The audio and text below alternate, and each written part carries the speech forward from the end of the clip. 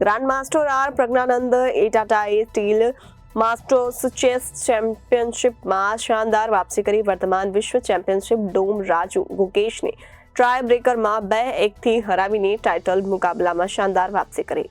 આશ્ચર્યથી ભરેલા અંતિમ રાઉન્ડ પછી 13મા અને અંતિમ રાઉન્ડ પછી બંને યુવા ખેલાડીઓ 8.5 પોઈન્ટ પર બરાબરી પર હતા, જેનાથી એક ઉચ્ચ સ્તરનું ટ્રાય બ્રેકર બન્યો હતો. બંને ખેલાડીઓએ સમગ્ર ટુર્નામેન્ટ દરમિયાન આક્રમક કરી નવીન શૈલી દર્શાવી, પરંતુ અંતિમ રાઉન્ડમાં અણધારી હારનો સામનો કરવો પડ્યો હતો. સૌથી નાની ઉંમરના વિશ્વ ચેસ ચેમ્પિયન ગુકેશ પોતાના દેશબંધુ અર્જુન એરિગાઈસી સામે હારી ગયા, જેમણે પોતાની અગાઉની હારનો બદલો લીધો છે અને FIDE રેન્કિંગમાં ગુકેશને પાછળ છોડી દીધો છે અને સૌથી વધુ ક્રમાંકિત ભારતીય બન્યો છે. આ દરમિયાન પ્રજ્ઞાનંદનો જર્મનીનો વિસ્ટન્ટ કિમર પર સામે પરાજય થયો છે. આ નિષ્ફળતાઓ છતાં જોડી 5.5 મેળવી શકી અને સંયુક્ત રીતે ટોચ પર રહ્યા હતા. પ્રથમ ગેમમાં પ્રજ્ઞાનંદના બેનીનો ડિફેન્સ સામે હારનો સામનો કરવો પડ્યો હતો. ત્યારે ટ્રાય બ્રેકર શરૂ થયું.